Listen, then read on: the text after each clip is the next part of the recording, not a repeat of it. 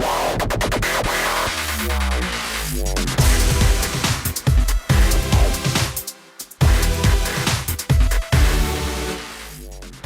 everybody, it's Tuesday, February 10th, 2026. Welcome to the NFL Fantasy Football Podcast, where we always believed in you, Sam Darnold. It's me, your man, MG Marcas Grant, joined by Michael F. Florio and LaQuan Jones. Wait, no, Florio, now you're doing the LQ bunny rabbit ears thing. No, man, I thought we were cool. What is this? It's back. I mean, it's more from the forearm, from the elbow. Okay. You know, it's more from the elbow sort of thing, not the wrist. Yeah, it's more that. Anyway. Oh my God. Way to start the pod. Such a great opening. Anyway, welcome to the off season? Question mark? Air quotes. Is it? Yeah. One of my buddies in my group chat texted. He's like, "Sigh. Now football season is over." And I was like, "Lol, no." Like no. It's still I was like, here. the portion of the season where they play games is over. Welcome to the silly season now. Like now, yes. We've gotten into hand size season. We had the Senior Bowl. Yeah. I think the Shrine. Rookie breakdowns are already Rookie on the breakdowns timeline. are already happening. We haven't really gotten into free agency yet. That's coming soon. Yeah. What are we? We're like a couple weeks from the combine. Like, nah, man, it's not over. Yikes. May and June is the off season, man. May and June. That's it. It's funny. I tell people, and I'm sure that everybody listening was excited for this peek behind the curtain. But like for those of us who work here, like June 1st is when everybody flees because it's like that's like you get basically 6 weeks from June 1st until training camp starts, and that's it. Then we're back in it again. All back together. Anyway, obviously, today's show is going to be all about the Super Bowl, recapping Super Bowl 60, what happened in Santa Clara. Congrats to the Seahawks and to Seahawks fans on their championship. As one of my buddies who's a Seahawks fan told me, he's like, it's 11 years too long, but we finally get number 2. And I was like, congratulations. So good for you on that. Man. You look like you have thoughts. 11 years is too long. I've been watching sports my entire life. I've yet to see a single one of my team win a championship. That's wild to me. Because, I know I'm fortunate, but like every team I root for has won a championship in my lifetime. Seriously. So it might be time to change teams. I've gotten close. Man. No, because the way I view it is 1 is going to mean so much more. Yeah, for sure. True. For sure. So, no, I get that. That is kind of a wild thing. I hate it. I absolutely hate it. You should at least change basketball teams, man. No, At the least. Knicks It's are time. finally that's the one. good. Yes. That's the one you should hang on to is the Knicks. Like when the Knicks win.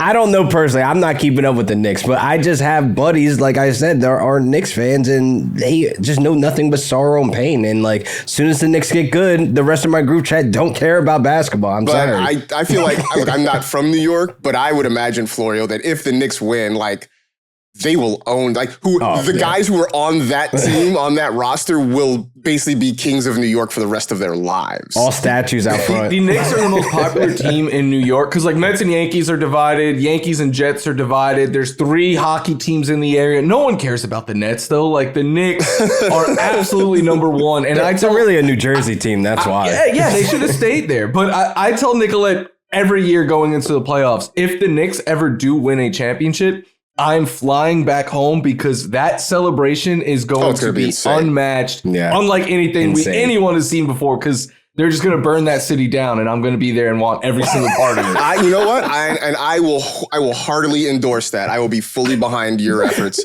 I might even throw you $50 to like get back and I don't know, be a part. You want to come through? I know you're not a Knicks fan, but you can enjoy the party. Just for the party, I might. I have a Knicks shirt. That might be Come on wild. through. Just to say I was there would be wild. All right. Yeah, we're going to talk Super Bowl pretty much for this entire show. There's actually, surprisingly, a lot of news headlines. A lot of things have happened, even during Super Bowl weekend and the couple days before that. But at this point, it's all fairly evergreen. So these are things we'll dive into probably on Thursday's show. But today I wanted to just kind of recap everything that happened up at Levi Stadium. Final score, 29-13. The Seahawks were the winner in a game that honestly probably wasn't even that close. They pretty much dominated that thing from start to finish over the Patriots. Florio, your initial reactions when the final gun hit on what you saw in that game.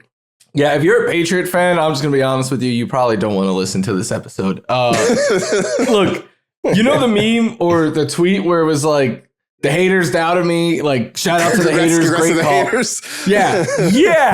Yeah, Patriot fans, you were loud all year long, and all everyone said was they're not battle tested, right? They haven't played anyone to get here. And that held true in the playoffs. Like they played the Chargers without an O-line. They played the Texans missing a starting guard and Nico Collins. Then they get the Broncos with no Bo Nix. This was the first real team, I would say, that they beat the Bills in week 5 and then they lost to them later in the year. That was like the one win people were holding their hat on. And maybe I'm just a salty Bills fan. I kept being like, yeah, that was a game where the Bills took them lightly. And like, that's why they lost, in my opinion. But it ended up mattering who they faced, right? Because they were, in my opinion, severely outmatched. And I don't want to knock them because like, it's not their fault that they got this far.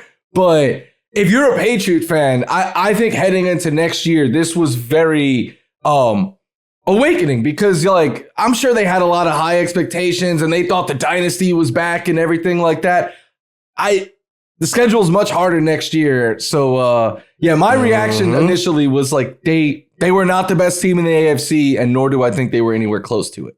Yeah, I do want to later on in the show get into, obviously we are allegedly a fantasy football show. So I do want to kind of later in the show spin this thing forward to next year and kind of talk about, I get it. It's a 1-game sample size, but how much that might color our impressions of certain players on both sides, how we feel about some things. LaQuan, you and I were in the same place watching the game. We were fortunate enough to go hang out with our pal Patrick Claybon and watch the game at his house. But your thoughts watching that thing on Sunday? I had a lot of emotions just bottled up inside because honestly, seeing Cooper Kupp, making the big plays, and then honestly, I was rooting for the Seahawks. I told you that, and I thought that the Patriots might win, but it was actually like smirking grin to see that the Patriots fell flat on their face because, like, again, cheaters don't get awarded. I'm a bitter Rams fan. I was happy to see this game fall out like this because at the end of the day, shout out to Sam Darnold. Like, I wasn't a true believer. Like, even up to the NFC Championship game, obviously, me being a fan of who I am, I wasn't a true believer until that game about Sam Darnold. Then he went into this game and there was like all this pressure, the underdog story.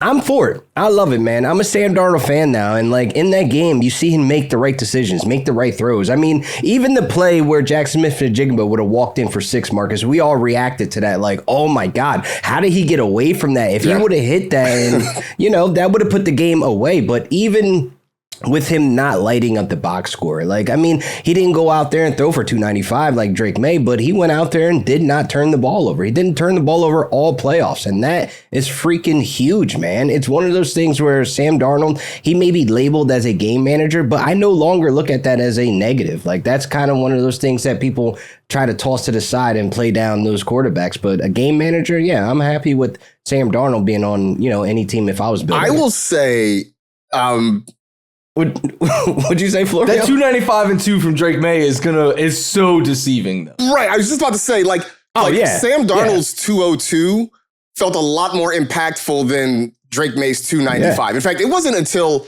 I think after the game that I was like, I think I got home like, wait a minute, he almost had 300 yards. Like, it did not feel like Drake Maye had almost 300 passing yards in that game. I mean, that was the 4th most yards that, against that Seahawks defense, this season. And, obviously Stafford, 3-1. But I do feel like Drake Maye made some big plays. It just wasn't consistent. And the turnovers is what killed them. I mean, if you don't get sacked and that ball just loose into the hands and running back for 6. Like, that was the play where I was like, oh, it's over. Like, emotionally, mentally, spiritually, it just was, his soul was just snatched out. Like, yeah, we lost this game. Remember last year, the Mahomes to Worthy throw? That's kind of what Drake Maye was in the fourth quarter, just like stat padding. Yeah.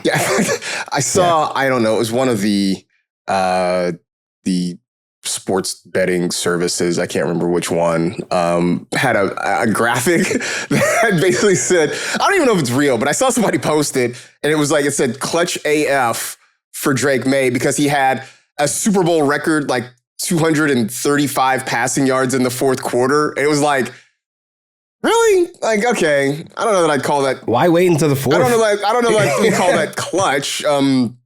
It just, that sort of made me laugh. I will say this, watching that game, and I thought this in real time too, not just after the fact, because usually you get a game like this, it was 9-0 at halftime. There hadn't been a lot of scoring. And usually that's when people sort of complain that it's boring, it's terrible. I even posted a joke on Blue Sky about how the Super Bowl feels like it should have been played at Wembley starting at 6 a.m. Pacific time, because that's kind of what it felt like in the first half. But I think even in real time, I watched that game and was like, this is sort of a master class by the Seahawks defense. And even to an extent by the Seahawks offense, because the thing that pretty much everybody said leading into that game was the Seahawks win as long as Sam Darnold doesn't screw it up. And I think he did more than just not screw it up. Like, yeah, nobody's going to remember, Sam Darnold is like this superhero who dragged them to a championship. Like, he wasn't that. But I think when you look at the stat line, the two biggest things to me from Sam Darnold's stat line, you mentioned the no giveaways, LaQuan. That's one. And one sack. Like, that's it. Like, he did not create negative plays. He was a magician. It could have been more sacks. Yes. He was great avoiding pressure.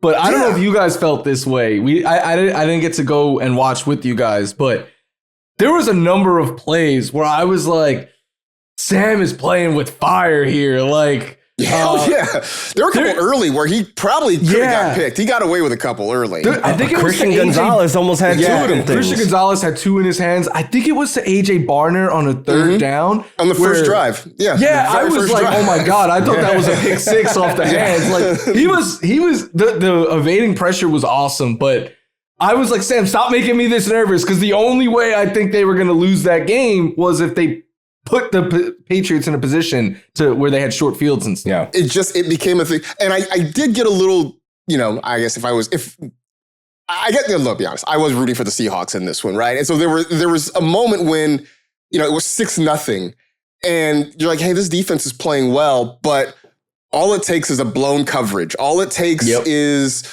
a pick 6 or something that turns this game around. Next thing you know, the Patriots are up 7-6, and then what happens? But it did become apparent after a while that short of Sam Darnold pulling a full-on Jarrett Stidham, that the Patriots were just not going to be able to score against this defense. They got the one to Mac Hollins where it took 2 really incredible plays. Which, shout out to you, man. I'm going to say, I will admit here, full disclosure, I stole that for Super Bowl Today. They asked us what the X Factors was. One of the X Factors I love it. I said Rashid Shaheed and I said Mac Hollins. So I did borrow from you for that one. But it took a kind of layered throw into triple coverage to, I think it was Stephon Diggs, to kind of get them going.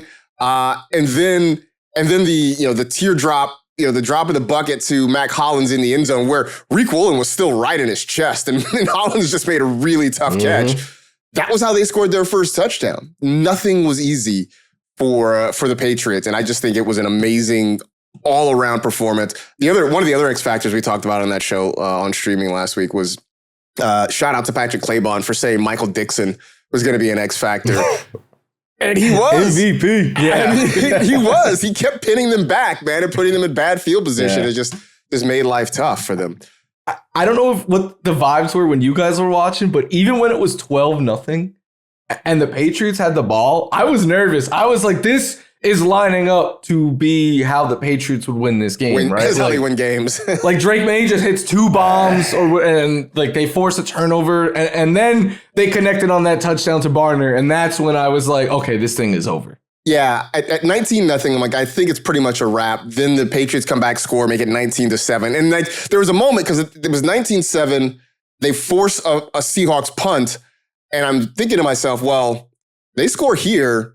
And this is what, mid-fourth quarter. I'm like, you score here, you're down 5 with 6 minutes or so left to go. I'm like, that's doable. Then the fumble happens. That was pretty much a wrap at this point. LaQuan, anything that you saw that really surprised you from that game? Ooh, I would say the supporting cast. Like, we talked about A.J. Barner, we talked about Cooper Kupp, and, like, when you look at the other side, like, even Ramondre Stevenson helping Drake Maye out in the passing game, like, it wasn't much getting done on the ground. It was just really, like, the Mac Hollins of the world, the supporting cast. Like, Jackson Smith-Njigba was nowhere to be found in this game. They locked him up, man.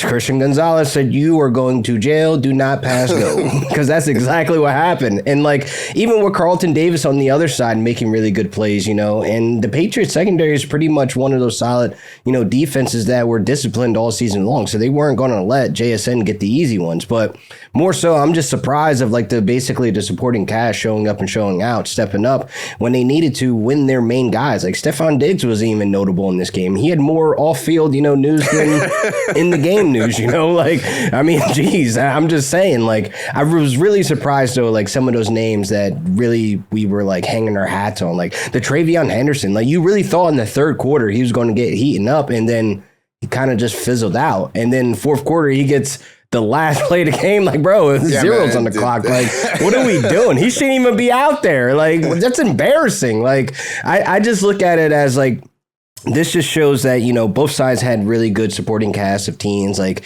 guys that aren't household names were able to show up and show out. That was really surprising to me to see that the star players weren't the star players and the supporting cast were really the, real MVPs. Yeah. Anything kind of surprise you, Florio?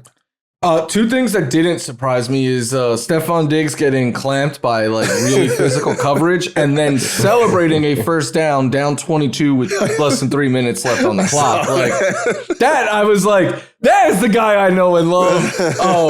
No, to me, I do want to give a shout out though to Mike Vrabel, because I think that, look, I know they lost, but I think he played the game the only way that he could win, which he came in and being like, our defense is going to be uber aggressive. We're going to have to force turnovers. And they were jumping routes. And like we said, they nearly had a couple of interceptions and stuff. So I thought Vrabel did a lot well. But what literally shocked me is when they scored their first touchdown and they're down 19-6 and you kick the extra point, because 19-7, that's still a 3-possession game. If you make it 19-8, the only way you have a chance of tying that game in 3 possessions is you score the 2, then you score another touchdown, get the 2, and then a field goal. So for a coach who is so smart and usually does everything the right way and makes the right calls, I thought that was one that I was confused by, because I'm like, you're not going to get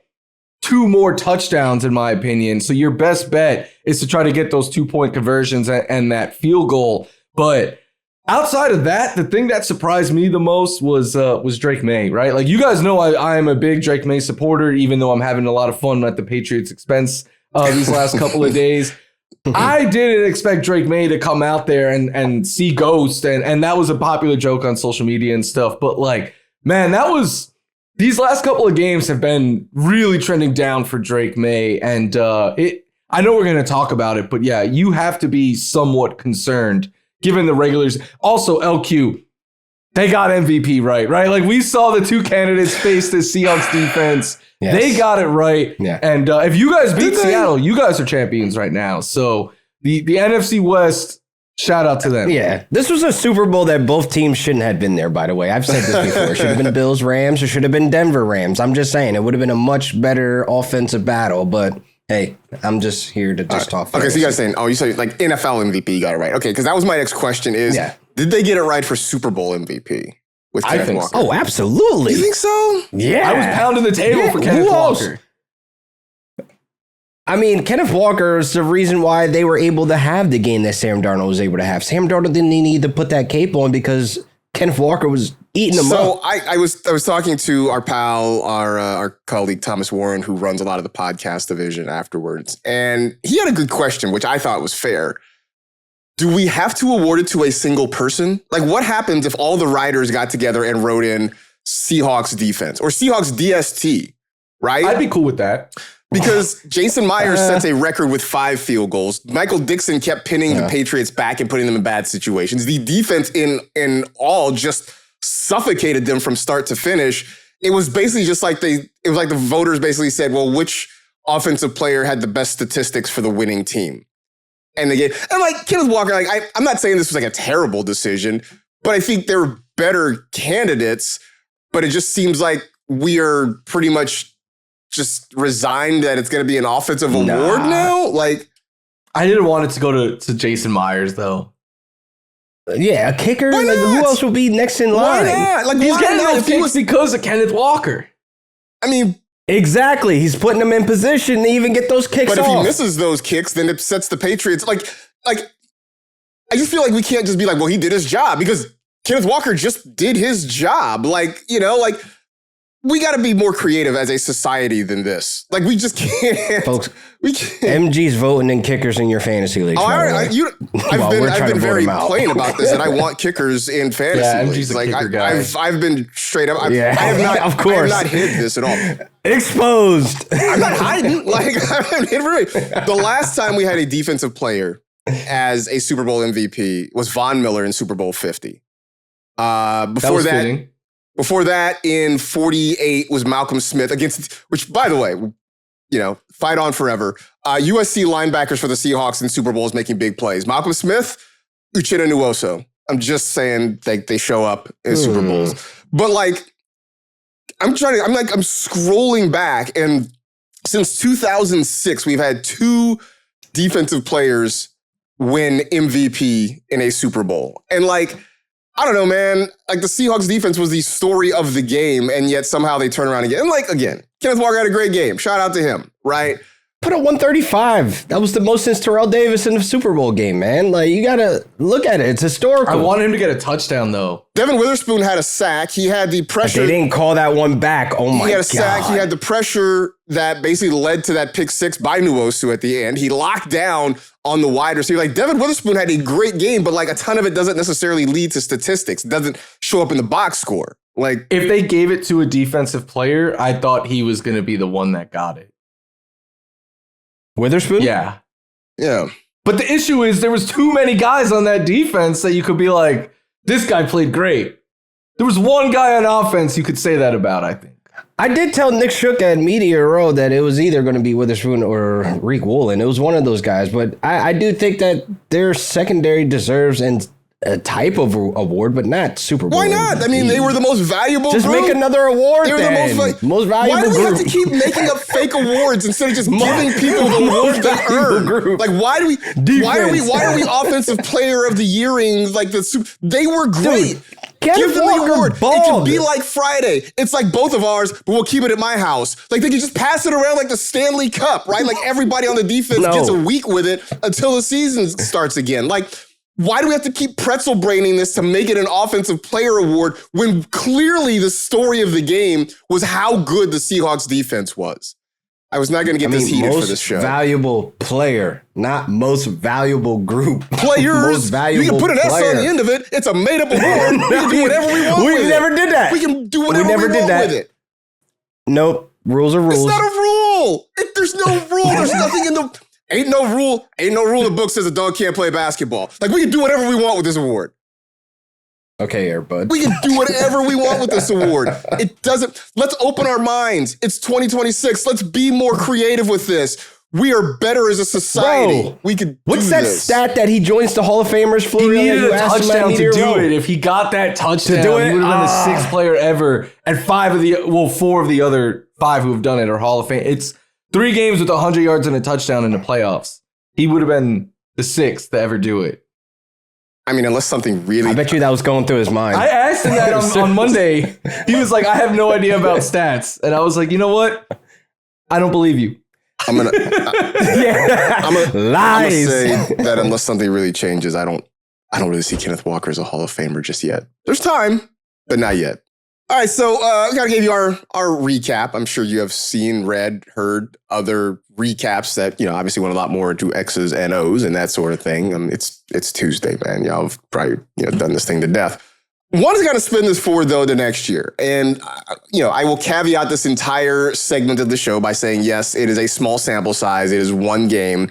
But a lot of times we are influenced by the last thing we saw of a player, whether it's a hot stretch down the season or a really bad game. I mean, let's not forget, everybody's opinion of Sam Darnold coming into this year was clouded by the fact that he had a terrible playoff game last year against the Rams, and that was the last thing we saw of him, and that was the thing that stuck with everybody. Now Sam Darnold is holding a Lombardi trophy, so who's laughing now? That being said, you touched on this a little bit last segment, Florio. Drake Maye, as a guy that is, I think, consensus top 3 quarterback off the board in fantasy, did not have a good postseason. Was sacked, I think, 20 times in the playoffs. I know it's not all on him, but it's partially on him. He turned the ball over a ton, including 3 times in the Super Bowl. He had to go through a gauntlet of defenses, going from the Chargers to the Texans to the Broncos to the Seahawks, and did not fare particularly well in those games. Does that make you think or rethink how you feel about his fantasy potential next year? Yeah, a bit.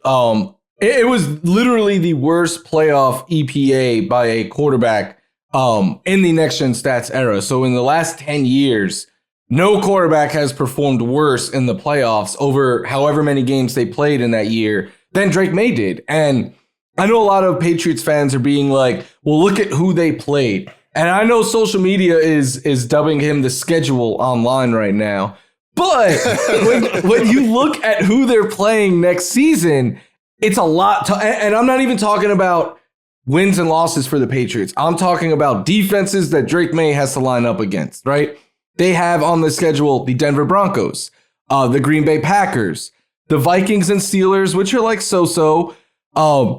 They also play the Bears, the Lions, the Chiefs, the Chargers, the Seahawks, and the Jaguars. Like, that is a much, much tougher schedule than it was. That's 8 teams that made the playoffs. Yeah. Defenses that he had struggled against this playoff. So if Denver, the Chargers, the Seahawks are all on next year's schedule. You add in the Jags, who are a very tough defense, and some of these others. So to me, I still think Drake Maye is in that top 7 quarterback. It's something I've talked a lot about. I think after the top 6 or 7, depending on how you feel about Jackson Dart, there's a drop off at the position. I think he still belongs in that tier, but I don't think he's like a slam dunk top 3 anymore. Like, for me, the top 2 are and always will be Josh and Lamar. I'm not putting anyone else ahead of them. But Maye was comfortably going as 3. I don't know if I agree with that right now. Like, I still think if Jaden Daniels stays healthy, I'd rather have Jaden for fantasy than Drake Maye and stuff like that. So yeah, I think I know we're going to hear the shoulder injury and we're going to hear all this stuff, but man, it is hard to It's not like Drake Maye just struggled. Like, it was a historically bad run by this Patriots offense. And to me, it's hard to just complete. Now, if they rebuild that O-line and stuff like that, then the conversation changes. But as of today, I have concerns. Yeah. Will Campbell, unfortunately, ended up as kind of a main character in that game because I think the stat I saw, he gave up a Super Bowl record 14 pressures, I think it was. Yikes. Like, that was the most ever. I saw something this morning saying that, Mike Vrabel has no plans to move him from his right guard position. Or was it left guard? But whatever. They don't plan to move him out of his current position. So, the job now is just to get better in the offseason if you're Will Campbell. To the point of how tough that game was for Drake Maye. My sister, who only has a passing interest in football, texted me in like the early 4th quarter or something like that, and basically was like, "Hey," she's like, "I'm. This is a serious question. Would a performance like this, would a team cut a player after a performance like this?" cut a quarterback after performance of this. I'm like, no. I mean, like he's in year 2. He's got a 4-year contract. Like they spent the high draft pick on him. I mean, I just went through all the, the reasons why. Like he's a high draft pick. He's in year 2. He's got a 4-year deal with a 5th-year option. Like, nah, man, like they're not gonna cut him, She's like, oh, okay. She's like, I just kind of wanted. I'm like, I get it. It's been a bad day for him, but no, he'll be back and he'll be the starter next year. Like that's not a thing. But yeah, I mean, it just kind of goes to show what sort of day it was for Drake Maye at quarterback. I was saying I currently have him at 3, but I spent a lot of time looking at it yesterday, and like I haven't done a real reshuffling yet. That'll probably happen in the next, I don't know, few days or something like that. 3 is kind of high, man. Well, yeah. I mean, like 3 was my initial, like into the regular season, like bop, let's put this together. So now it's like, yeah, I can't leave him at 3. Josh and Lamar 1 and 2 for all 3 of us, I'm guessing. Josh had 1, Lamar 2. Yep. Yeah. So and then there becomes the Burrows, Dax, and whoever else you want. Yeah, Jaden's in there, Hurts. He might be outside top 7, and that's fine. Because, again, he's facing a harder schedule next year. And it's like, he still remains a high-end quarterback for fantasy because he has his legs. Like, even in the Super Bowl, as bad as he played, that's 17.5 fantasy points. So I would look at that if it was a week 6 game, like, well, he could have did better, but I still got 17.5 points. Screw it. Yeah. Klint Kubiak, to no one's surprise, is leaving Seattle to go and be the head coach of the Raiders. I mean, we've been waiting on this, right? This news sort of broke about a week or so ago, and he confirmed it after the Super Bowl was over. So, I mean, I know we have to sort of wait to see who replaces him, LaQuan, but do you see any immediate impact? I mean, the Seahawks offense took a big step forward this year. Do you see a big immediate impact with this? Absolutely. I mean, just in terms of scheme, in terms of them having the, Super Bowl hangover, you've seen my Rams in 22 kind of look a little sluggish, and having such a key piece removed from that staff of like, who's going to replace him to keep this ball rolling? And like, I think the biggest impacts we'll see is obviously with Sam, with Jackson Smith, the Jigba. If they bring back Kenneth Walker, I think he's still fine, or whatever they do with that run game. But overall, I kind of look at this as like, oh no, like who's coming in? Like who will be the guy in-house stepping up, or if they look elsewhere. I mean, there's still some folks out there. I mean, for God's sakes, we've seen Adam Gates come back to, football after so many years removed from the Jets. Now he's in the Chargers. I mean, we might start seeing guys from the past, having opportunities back in the NFL. But I just look at this as like, maybe we should be a little hesitant with Jackson Smith and Jigba coming off the board in that early first round. I'm just looking at it from a scope of like, we saw Klint Kubiak bring life to the Saints offense, where they became a scrappy offense. Now Kellen Moore is starting to get better and better down there in New Orleans. Now removing Klint Kubiak, what does the Seahawks offense honestly look like? Yeah, you mentioned Adam Gase. I saw that headline and I just shook my head. Like, what are we doing? Who is Seattle gonna get? Like everyone's got a job. That's the thing. Like that is sort of the problem of going deep in the playoffs and then losing your coordinators is that all the chairs are filled at this point, right? Everybody's kind of settled. I mean, look, I'm sure there's somebody out there who will jump at the chance. And who knows? Maybe they end up promoting somebody, right? Like they just hire from within. Who knows? But yeah, Tanner Strain is out there. Jets. Who's out there? Old OC Tanner. Jets old. Oh, Tanner OC. Yeah. Why are you shaking your head? Look, he'll have more talent to work with in Seattle, right? Than he did. He'll at least have a quarterback. Bucks OC. Engstrom didn't have a quarterback really to work with the Jets. Yeah, he'll have one in Seattle. Exactly. That was unfair shake. I mean, like that was a failed project with Justin Fields, and now they've removed the Band-Aid and move on. I mean, Tanner Engstrom, give him a shot. Why not? Man, we'll see. He was hot. So. The expectations are Zach Charbonnet not going to be ready for week 1. Not sure when exactly he's going to be ready to go. Obviously, you tear an ACL in the divisional round of the playoffs, in January. We're not seeing you until several weeks into the season, if at all.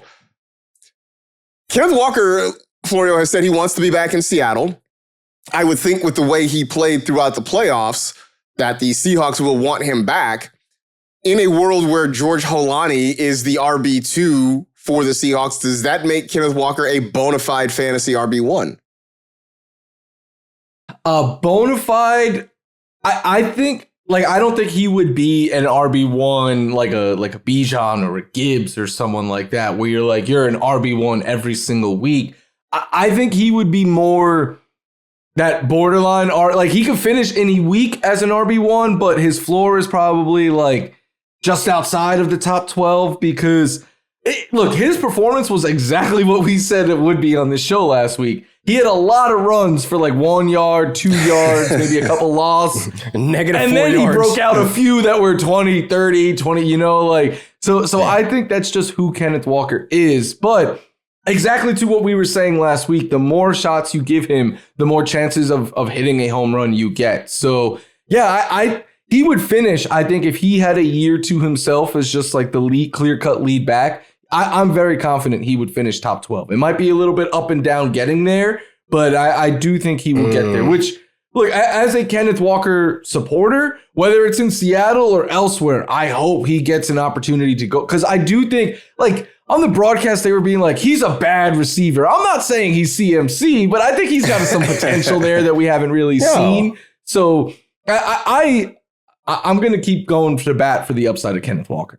I mean, 27 carries, right? I know that getting 27 carries in a game is not a thing that really happens much anymore in the NFL. But man, if I knew that Kenneth Walker was going to get 22 to 25 carries every single week, I'm fine taking him as a top 12 back. Like, if you could promise me that, or at least that most weeks he gets 22 to 25 carries and maybe a couple of targets in there. I don't expect much in the target category. But you give me a couple of targets. I would take him as a top 12 running back for sure. I agree because the only thing that will probably make me second guess if I have another option there at running back that I feel like will give me more stability and durability, because health will always remain, the question mark with Kenneth Walker. That's probably why they had him and Zach Charbonnet kind of the 1-2 punch this season. So as a top 12 back, yeah, full send, but I'm definitely going to take some insurance. And I think, Zach Charbonnet at the end of the rounds may not be a bad pick. He might be squeaking in, week 6, week 7, middle of the season type. But I still will have my concerns and hesitations with Kenneth Walker. Can I throw some names out at you? I pulled up Fantasy Pros early rankings. Kenneth Walker's way too low. So I'm going to throw the names and you tell me where you would stop. Okay. So he's at 18, right ahead of him. Damn. Kyren Williams. I'm taking Kyren. Okay. Yeah, I think I'd probably take... Yeah, I guess I'd probably take Kyren. I don't know. What about TreVeyon? I think I want Kenneth Walker. Yeah. How is he? Wait. RJ Harvey? Kenneth Walker. No. Derrick Henry. King Henry. Probably Derrick Henry, but it's close. Brees Hall? Freak athlete tier. We don't even know if he's playing. I mean, as of right now, at this exact moment, it's Kenneth Walker.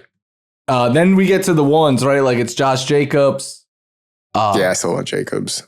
I'd probably take Kenneth Walker over Jacobs. Really? Okay. I would take Kenneth Walker over Jacobs. I'm usually the Jacobs guy, but this was the year we saw a huge decline, like efficiency-wise, and like they're not afraid to hand the ball off to somebody else. I don't think he was fully healthy because like Matt LaFleur is going to run. He's going to run the ball even probably when he shouldn't. How old is he? How old is he? I mean, there were times when they should just like let Jordan Love cook, and they just were trying to feed Josh Jacobs. Because he's been a workhorse his entire career. Like these injuries are starting to pile up, and it's like I don't know. At 27, almost 28 years old next season, the next four are like Bucky, Saquon, Chase Brown, Omarion Hampton. Maybe Bucky. I think the others are going to go ahead of Walker though. Yeah, I think so. Yeah, 18 is way too low though. 18 is wild. That is. Again, I'd be curious to see when those rankings hit, like were they pre-Charbonnet injury, or whatever. So that's also worth kind of. It's also only a very few amount of people have done. Like usually in season, it's like 100 and something ranking. This one is like 14.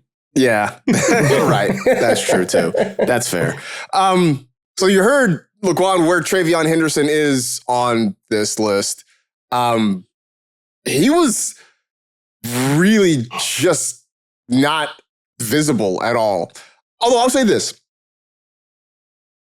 when I watched the game live, there was only like 1 or 2 TreVeyon touches that actually were memorable. He ended up, I went back and looked. He had 6 carries. He had 3 catches.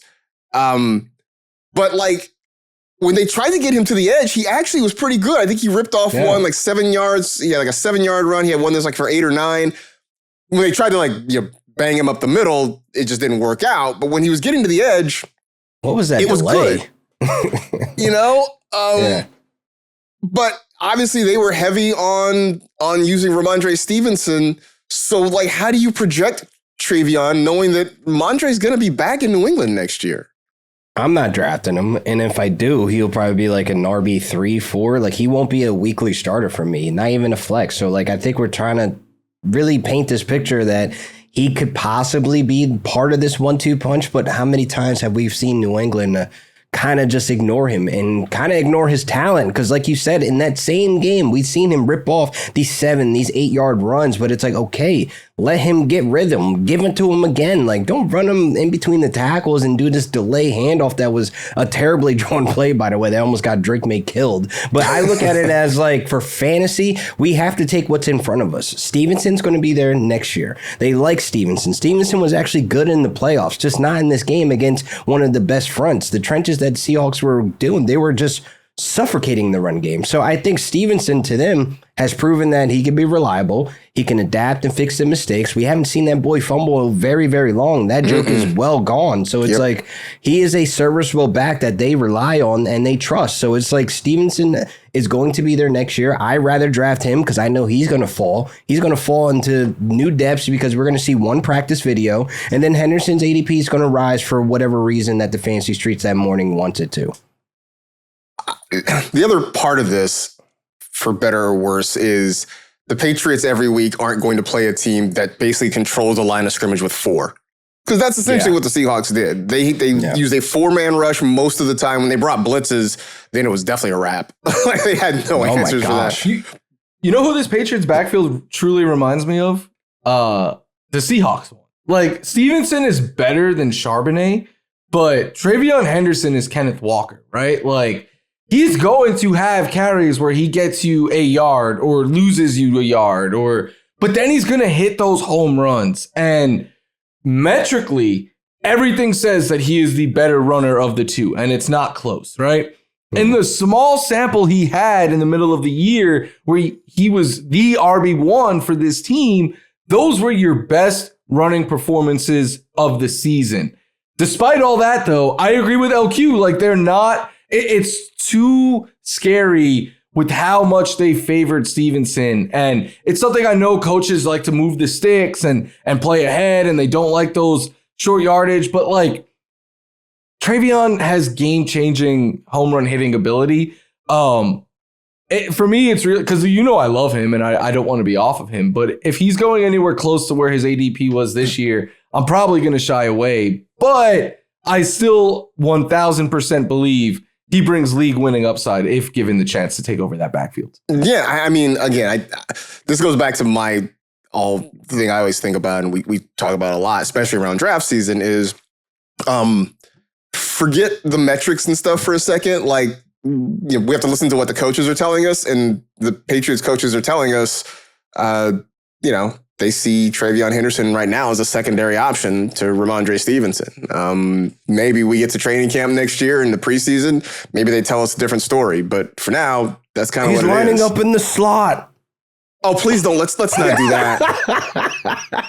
Let's please not do that. You know it's coming. He's lining up in the slot, folks. ADP to the moon. I have totally learned to just ignore that now. Like, remember Antonio Gibson lining up in the slot. I got fooled. I got fooled with that too many times. I remember when, like, one of the first times it happened. I think it might have been. Oh, was it David Johnson? He was one for sure. He was one for sure. And I think I went back and looked, and like, even with him lining up in the slot more than he previously did, like, the amount of times he actually did it was still so low. It's like 6 times. Right. I mean, it was like something like, it went from like 2% of his snaps to like 5% of his snaps. Like, it wasn't like a huge jump, and he wasn't getting targeted on like 2 of them. Right. Like, the target number didn't the target number didn't go up a whole lot more. Just hand him the ball. And it was just like, and for me, it was like, well, at that time, David Johnson was sort of the gold standard of pass catching running backs, right? And I'm like, if his numbers are only going up minimally, like, how am I going to get excited about some dude who's like barely getting on the field to begin with? Like, yeah, I'm not doing that no more. There's not many CMCs and Gibbses, and where like they could turn that usage into consistent production. Most of them, it's just a little bump here and there, and that's it. Other thing that I'm not going to, I know Ron Rivera's not coaching in the NFL right now, but like every year that Ron Rivera had a running back who had any sort of hands at all, he would always be like, yeah, we're going to use him in a CMC kind of role. And everyone would be like, oh, I'm like, dude, it just means he can catch the football. Like, let's not get excited, right? So, like, He doesn't have his own playbook like CMC had in Carolina. Right. Like, I stopped getting excited about that, too. I'm like, if Ron Rivera says they're going to use him like Christian McCaffrey, I'm like, we should all just pump the brakes and not get excited about that. Yeah. Anything else for next year about that you took out of this game? Any other guys that you're maybe higher on or fading after what you saw in the Super Bowl? All right. Good talk. I'm fading. This has nothing to do with the Super Bowl, right? But like, I will not be the person drafting Stephon Diggs Cooper Kupp has already kind of had his best days behind him, but like, yeah. Depending on Stephon Diggs' legal situation, no one may be drafting him. Yeah. Cardi B certainly isn't. We found that out. So is that a for real thing? I saw the online chatter that maybe they were no longer an item, which that's got to be a rough day, man. Like, you lose a Super Bowl, you lose your superstar rapper girlfriend. Apparently, you're about to lose your freedom. possibly losing freedom. I don't know. The rumor that I saw was they spent $1.2 million on a Super Bowl party and neither one attended. Neither one of them showed up. Yeah, that's crazy. Look, they could have lost $1 million to like Monstars in the first half score. If I was paid $1.2 million, I am going to that party. I'm going to the party. Bro, that's like $100 to them. Even if I'm just sitting in the corner sipping on seltzers, like I'm going to the car, I'm going to the party.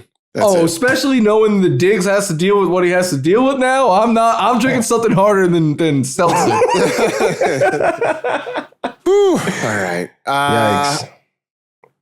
So now that Super Bowl 60 has wrapped up, Super Bowl 61, though, is going to be in our backyard. It's going to be at SoFi Stadium. Yay. It was very funny that obviously the game this year was on NBC, but obviously next year it's ESPN ABC that has it. Was very funny that ESPN did their wrap up, which I'm sure all of you who out there on social media know. The three of us here could very well be employees of the 4-letter network in the very near future. Because ... business. But it was very funny that our, I guess, soon to be future corporate overlords did their Super Bowl 60 wrap up from SoFi Stadium in order to promote that they're going to have the next Super Bowl they're going to be carrying it from SoFi Stadium. I was like, you know what? I don't hate it. Self-promotion is not a bad thing. So we've gotten to the end of this Super Bowl and this NFL playing season. I'm sure you have seen, we talked about already too early rankings. We're getting rookie, predictions. I know there have already been, draft predictions and mock drafts are also floating out here.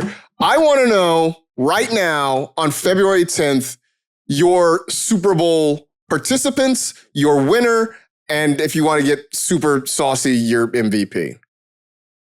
Well, I'm just gonna name the AFC side, right? Like, you don't need to know. We know. Okay.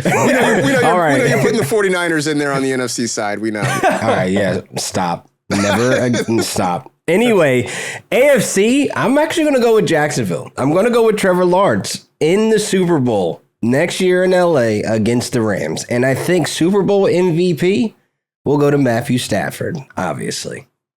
All right. And then he rides off into the sunset at that point? Yes.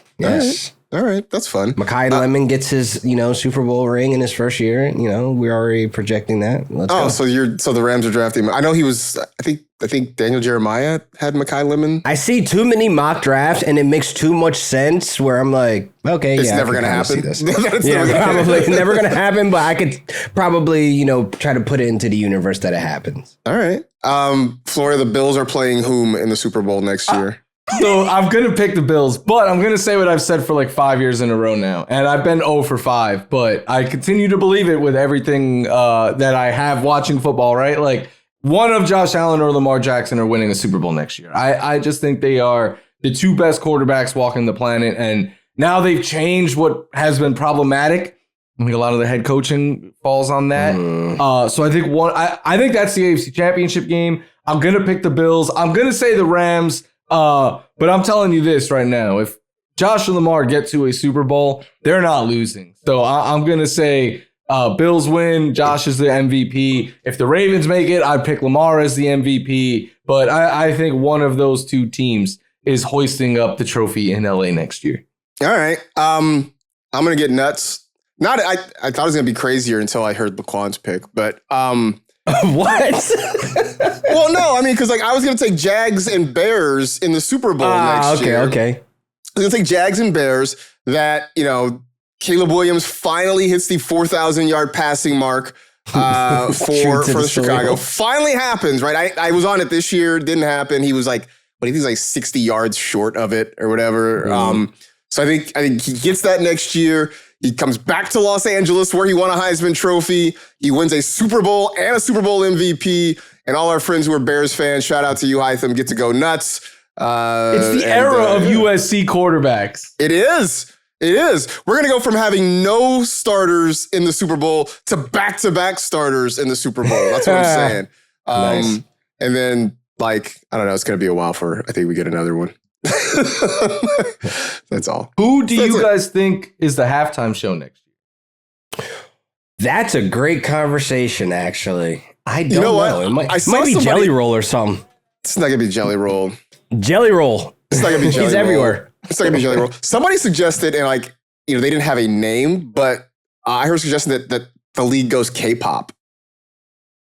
I can see that. Because there are a lot of K-pop fans out there. And I'm not just talking about kids and teenagers, but there are probably a lot of your favorite fantasy analysts or sports writers that know way more about K-pop than you realize, So there'll be a whole lot of people that if they name like I said, I'm not deep in that. Like if they, I'm going to say BTS just because that's the one I know, but Blackpink maybe, I don't know. But they'll announce it and then you'll see a whole lot of people that you didn't expect just throwing out tunes, giving you Spotify links and YouTube links of all these things.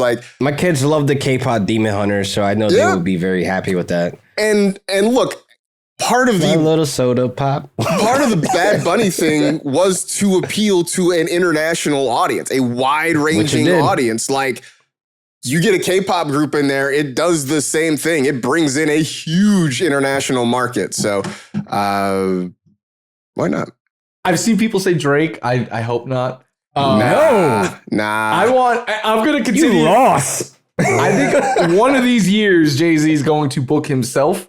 And he's getting kind of up there.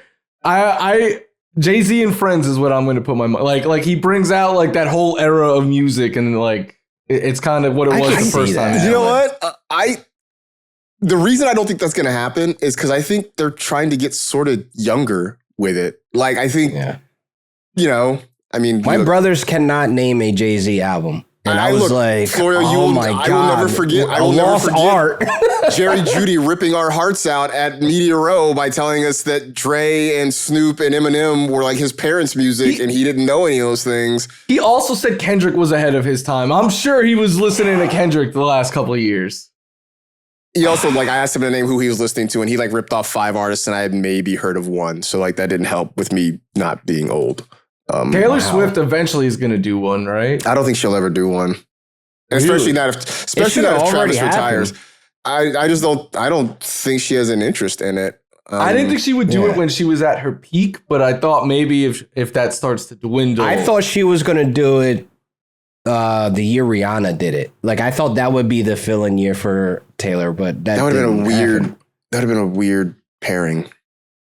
Not both at the same time, but with Rihanna out completely, yeah. How about this? How about a 2-man show, Bad Bunny and Kid Rock? And that's when the podcast ended.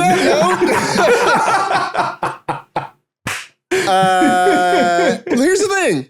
I mean, either everybody's going to be happy and satisfied or everybody's going to be super upset. Like that's... You're going to get me. I'm going to be confused. Why is this happening? Or everybody's going to be super confused as to why exactly this is happening. All right. The new song, Bad Bunny and Kid Rock. Before we get ourselves in a whole lot of trouble, that'll do it for this edition of the NFL Fantasy Football Podcast. Stay happy, safe, and healthy, do good, and live well. Enjoy the week, everybody. Take a deep breath, exhale a little bit, and then we get back with the silly season. We talk to you on Thursday.